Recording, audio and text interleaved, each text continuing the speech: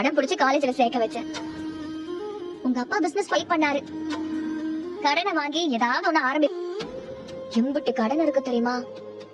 அது அப்பா அம்மாவுக்கு சண்டை, செலவுக்கு காசு இல்லன்னு சொல்லி கல்யாணம் பண்ணா தப்பு இல்லன்னு வீட்டுல சொன்னப்போ நான் பெருசா எதுவும் எப்படியோ சமாளிச்சிடலாம்னு நினைச்சிட்டேன்.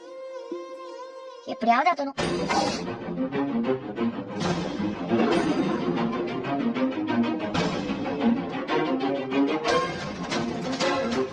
சரவண மாமாவை பார்க்க வந்திருப்பாளா? கேட்ட பிறகு சூரிய நமஸ்காரம் பண்ணி எந்த பிரயோஜனமும் இல்லன்னு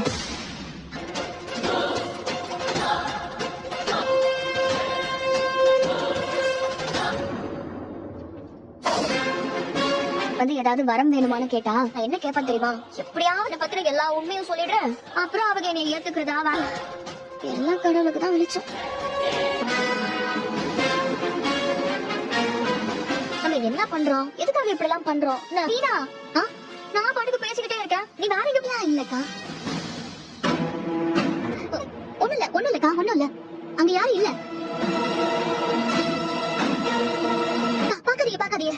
அதான் ஏன் நம்ம வீட்டுக்கு போலாமா? ஏன் கோயிலுக்கு வந்திருக்காரு. அவர் என்னைய பார்த்தாருன்னா அவங்க கிட்ட சொல்லிருவாரு. சரி நம்ம கிளம்பலாம். சாமி பேருக்கே அர்ச்சனை பாத்துட்டாங்களா? நான் போய் பாத்துட்டு வரேன். அதெல்லாம் வேண்டாம்க்கா, அவருக்கு உங்களுக்கு தெரியும் வச்சிருப்பாருக்கா. நீங்க வாங்க. என்ன நீ ஏதோ சொல்ற?